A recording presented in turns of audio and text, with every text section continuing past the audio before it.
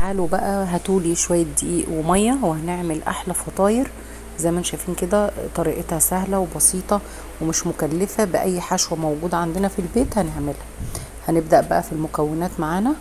هيبقى عندنا حوالي 4 كوبايات من الدقيق، عليهم حوالي 1.5 كوباية من المية، وطبعا تبع استخدام كل دقيقة عليهم معلقتين سكر، نص معلقة من الملح.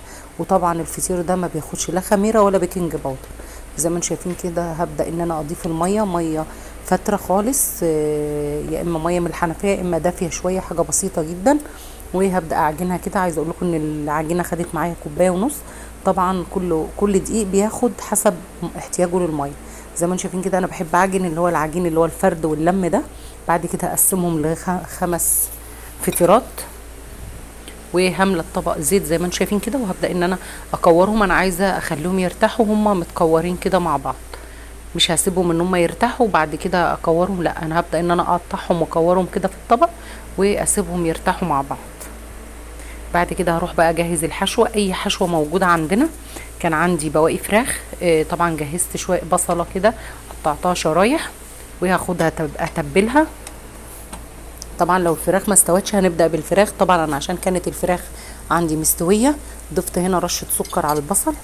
طبعا لو الفراخ مش مستوية هنبدأ الاول ناخد الفراخ الاول صدمة وبعد كده نضيف البصل. اما دلوقتي انا بعملها العكس، بضيف البصل الاول يدبل واكرمله وبعد كده هنزل بالفراخ المسلوقة اللي عندي وابدأ ان انا اتبلها مع بعض عشان تاخد من طعم البصل. ابدأ ان انا اضيف ملح واضيف فلفل اسود، طبعا مش هضيف بهارات، هو فلفل اسود.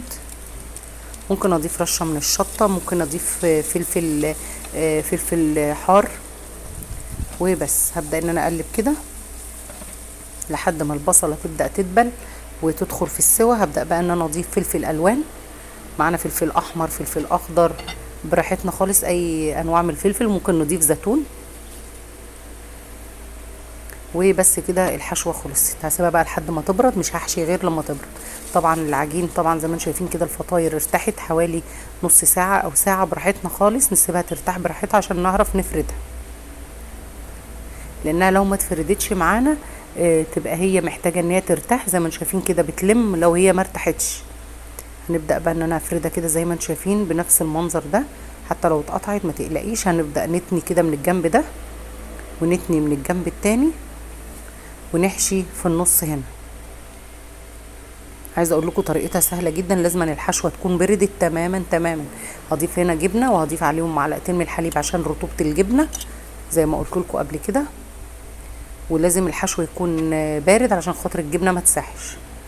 وابدا بقى ان انا احشي كده زي ما انتم شايفين، وهتني من الجنب ده ومن الجنب ده، وهبدا اقفل من الجناب كده بالراحه وهسيبها برضو ترتاح. مش هفردها غير لما ترتاح. نقدر نعملها مربعة، نقدر نعملها مدورة، وطبعا ما بين كل طبقة والتانية بنحط معلقة زيت. زي ما انتم شايفين كده فردتها برضو بالنشابة وهتنيها من الجنب ده.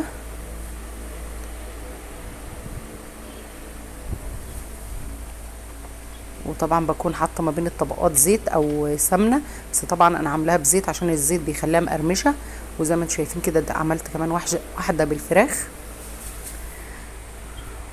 وطبعا طريقة التقفيل واضحة جدا وسهلة. هنعمل بقى واحدة تانية بالجبن. زي ما شايفين دي عندي جبنة كريمي هفردها كده واحط معاها جبنة مثلثات او جبنة مكعبات، زي اي جبنة موجودة عندنا واي حشوة بنحبها. ممكن نعملها بالخضار بس. ده سلامي عندي حطيته كده زي ما انتم شايفين، وابدأ احط رشة من الجبنة الموتزاريلا وهقفل برضه.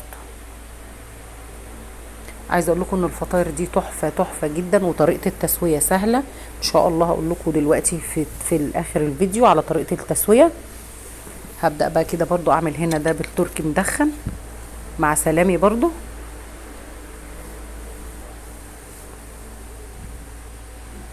وجبنه موتزاريلا وبس كده، وشويه جبنه برضو مثلثات. اي حشوه زي ما قلت لكم تنفع وحلوه جدا، وينفع غدا او عشاء يعني، سهله ومش مكلفه.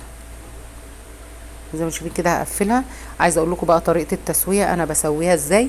بنسيب اول رف وناخدها على تاني رف على طول. على درجة حرارة 200 ونسيبها لحد ما تستوي براحتها وتلون لوحدها. طبعا بعد ما العجينة ارتاحت براحتها حوالي بعد ما خلصت كله، هبدأ بقى ان انا ابططها كده وافردها. بعد كده هعمل وش بيتزا وممكن ندخلها كده وبس، بس انا حبيت ان انا اعملها وش بيتزا عشان تدي شكل وطعم احلى. هحط بقى شوية فلفل خضار كده، وزي ما انتم شايفين كده حطيت زيتون، وهبدأ ان انا احط هنا معلقة كاتشب وهفردها وهضيف عليها برضو فلفل اخضر. وزي ما قلت لكم هنشغل الفرن على درجة حرارة 200 وهنحطها في اول رف اللي هو بعد الرف الارضي على طول. دي برضو فطيرة تانية اللي هم، لان انا قلت لكم ان انا عاملة 5، هعمل دي وش كده سلامي بنفس الحشوة اللي انا عاملاها جوه. عايزه اقول لكم جربوا الفطير ده هيعجبكم. هدخلهم بقى الفرن واوريهم لكم لما يطلعوا. زي ما انتم شايفين كده منظرهم تحفه. عايزه اقول لكم هم سخنين حاجه تانية، طعمهم حلو قوي ما شاء الله عليهم. حتى لو سخناهم في الميكروويف برضو حلوين قوي. ويا رب تعجبكم الوصفه، طريقتها سهله وبسيطه. ويا ريت لو جربتوها تقولوا لي في الكومنتات وتقولوا لي رايكم ايه، وممكن نحشيها ايه كمان غير الحشوه اللي انا عملتها. لو حد عنده افكار يا ريت يقول لي في الكومنتات.